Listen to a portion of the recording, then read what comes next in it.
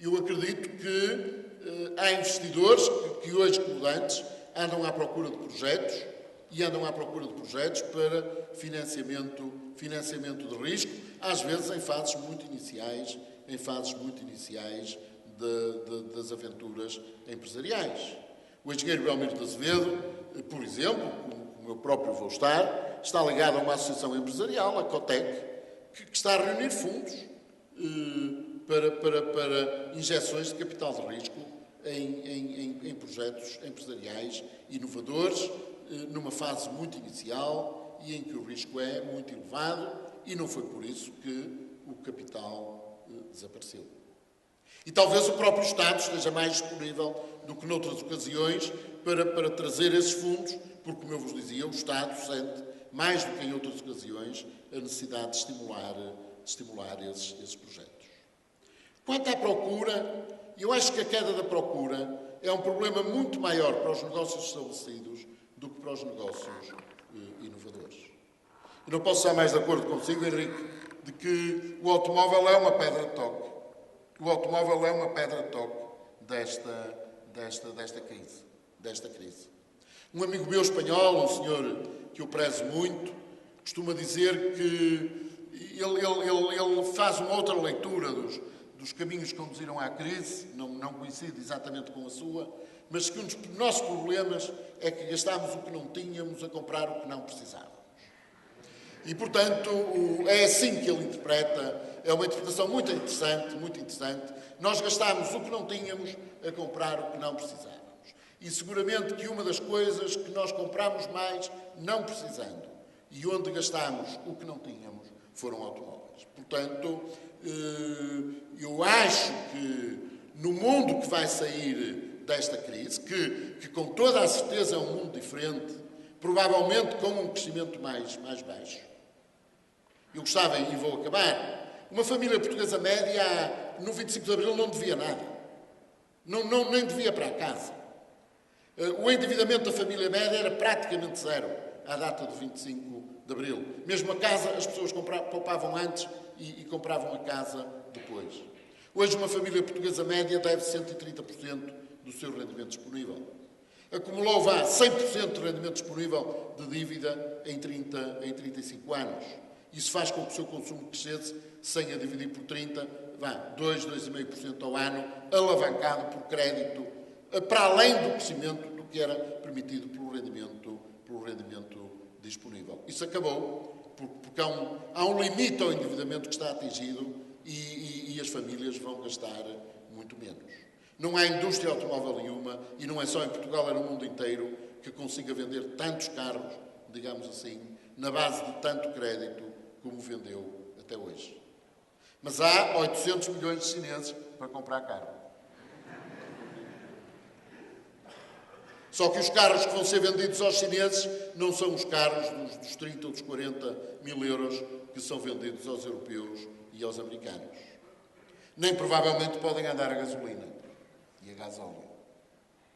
E, portanto, a indústria automóvel é certamente uma pedra de toque, digamos assim, está submetida a uma quebra de mercado violentíssima, mas em atividades novas, em produtos novos, não há esse histórico.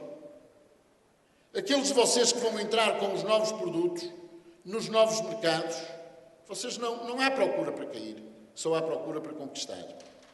Talvez suba mais devagar, mas vocês não sabiam bem a que ritmo é que ela ia subir. E, portanto, eu acho que, do ponto de vista da procura, para os novos projetos, a situação talvez não seja tão dramática como é, provavelmente, para os setores instalados. Do ponto de vista de financiamento, sim, acho que há problemas sérios. A minha última palavra, em matéria de contexto, tem que ver, e é uma pergunta que eu me faço muitas vezes, porque quando vocês fazem um plano de negócios, quando se metem num projeto, numa aventura empresarial, vocês fazem-no na base de projeções, de estimativas, de cenários, de tendências. E eu acho que há uma coisa muito importante, isso sim, uma verdadeira pedra de toque, que vocês têm que interrogar, em relação à qual se têm de interrogar, é saber que tendências vão ficar mantidas, se vão manter, que tendências é que vão ser, porventura, muito alteradas por esta crise, que tendências é que se vão ver interrompidas e vão depois recuperar.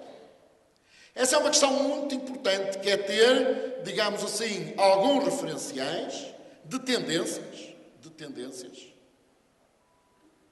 e isso determinará muito das nossas decisões. Eu não sei o que é que cada um dos presentes pensa sobre o preço do petróleo.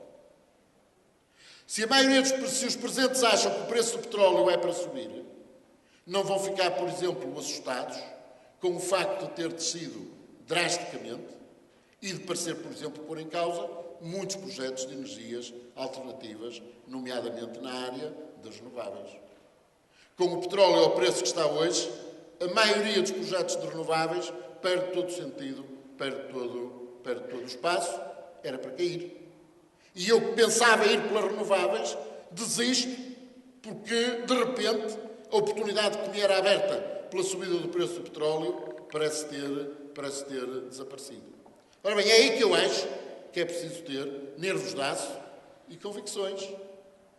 Porque, se eu acredito que há um problema com os hidrocarbonetos e que o petróleo tende a escassear e vai ser um produto escasso e mais caro, não é por estar agora momentaneamente mais barato que eu vou deitar fora um projeto cuja consistência assenta na subida do preço do petróleo.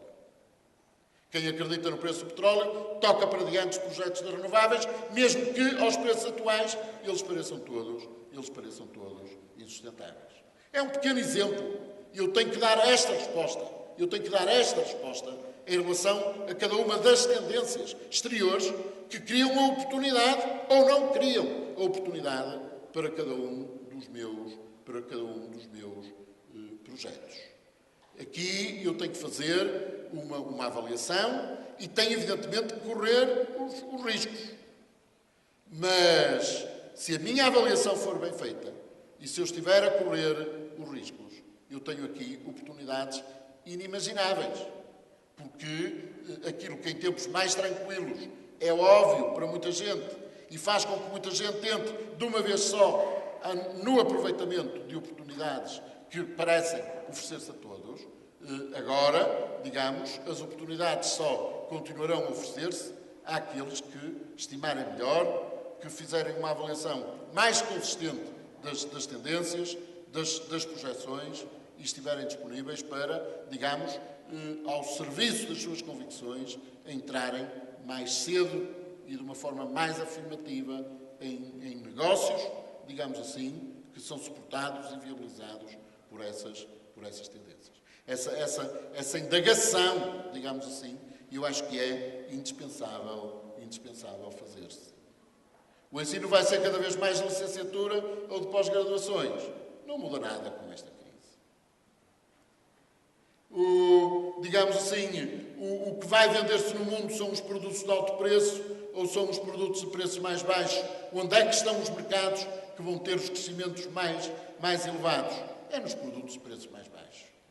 Onde é que vai estar o crescimento maior dos mercados? É na Europa? É nos Estados Unidos? É no Oriente? É no Oriente. Há coisas que não mudam, mesmo que momentaneamente pareçam